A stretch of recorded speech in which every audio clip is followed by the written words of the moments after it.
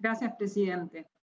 La última expositora es la doctora Nadia Espina, magíster en Derecho Penal, profesora adjunta de la Universidad de Buenos Aires y profesora de posgrado de la Universidad Nacional de Rosario. Actualmente se desempeña como vicepresidenta de la Asociación Argentina de Profesores de Derecho Penal. Doctora, le damos la palabra. Bueno, muchas gracias. Muy buenas tardes a las señoras senadoras, a los señores senadores, a todas y a todos. En primer lugar, como se impone, el agradecimiento a esta Comisión de Justicia y Asuntos Penales por invitarme a expresar mi opinión personal y técnica en relación a los proyectos de reforma de las leyes orgánicas de los ministerios públicos fiscal y de la defensa de la nación, en especial en lo atinente a la duración del mandato y a los mecanismos de remoción de sus titulares.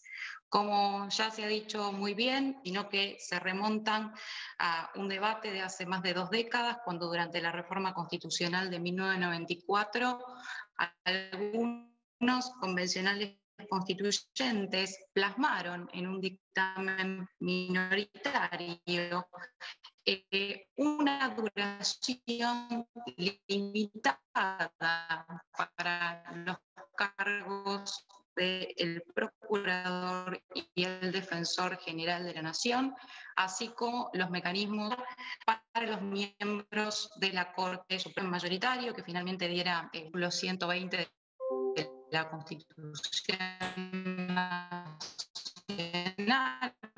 porque le dio... Doctora, se nos pierde un poquito su voz, no sé si a lo mejor cortando la imagen. Autónomo. Bueno, a ver si... Sí. La escuchamos. Bien. Sin embargo, el dictamen mayoritario que diera lugar al gran avance que significó entonces en esa época el 120 constitucional, no consignó esos aspectos sustanciales y quedaron librados a la letra de las leyes orgánicas. Las modificaciones que proponen los senadores autores de los proyectos en actual, porque nos encontramos con una oportunidad histórica, dadas las condiciones políticas, sociales e incluso jurídicas, y se repara en el nuevo sistema de enjuiciamiento penal para la refundación del Ministerio Público. En este escenario, ¿cuál es la puesta en marcha del sistema acusatorio en el orden federal y nacional, aún no implementado en su totalidad de forma plena? El Ministerio Público Fiscal asume un rol fundamental y estratégico a propósito de la dirección de las investigaciones penales.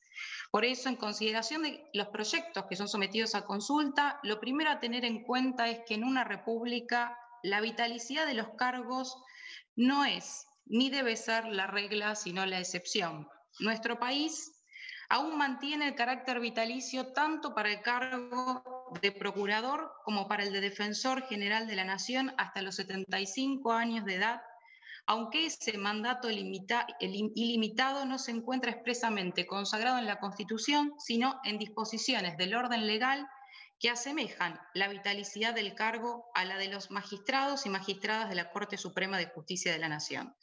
En otras palabras, actualmente el procurador y el defensor de la nación son los únicos funcionarios o funcionarias unipersonales de carácter vitalicio, siendo este último aspecto de origen infraconstitucional.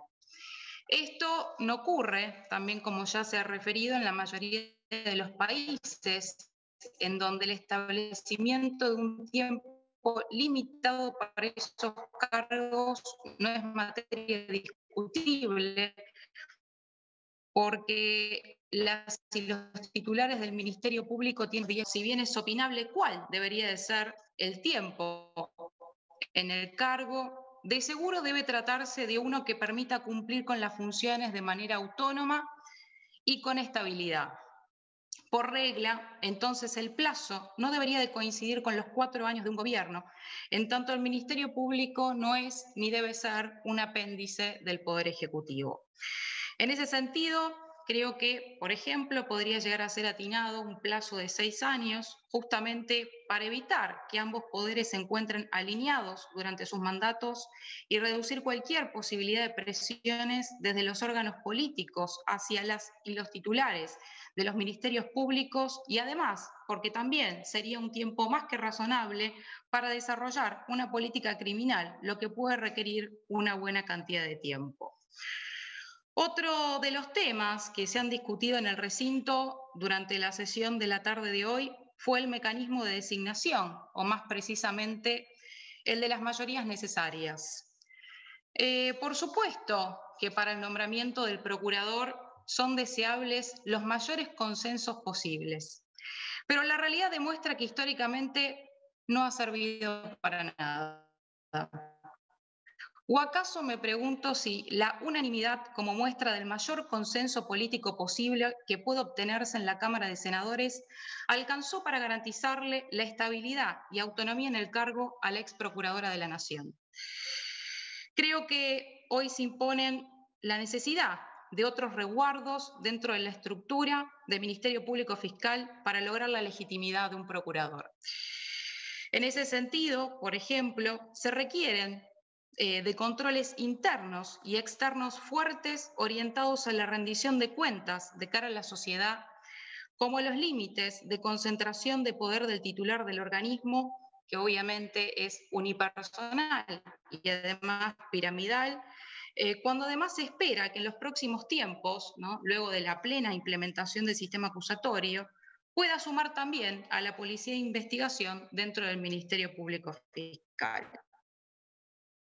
Una deuda pendiente en el ámbito de es la implementación del Consejo General, justamente creado por la ley orgánica que apunta a esa desconcentración interna de poder compuesto por fiscales generales, en donde creo que de algún modo debería de incorporarse que aquellas decisiones que tome el Consejo tengan algún tipo de carácter vinculante.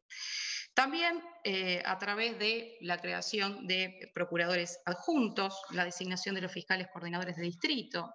Pero en el ámbito externo debería de fortalecerse, si se quiere, la Comisión Bicameral Permanente de Seguimiento y Control del Ministerio Público que funciona en la órbita de este Congreso, porque se trata de una instancia que permite algún tipo de esquema de participación ciudadana, aunque de modo indirecto. Entonces, creo que es necesario que se atienda a una rendición de cuentas en ese ámbito por parte del procurador sobre su gestión de manera periódica y que también como un recaudo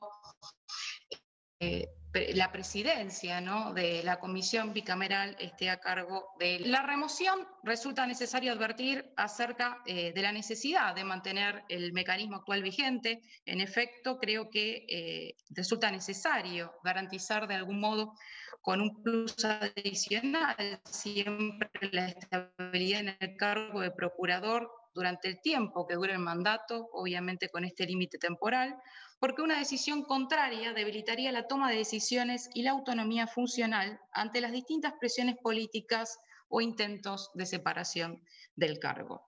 Creo, sin más, y por la hora, entiendo que a las 5 deberíamos de terminar esta reunión, agradezco nuevamente la invitación y quedo pendiente a cualquier tipo de consulta.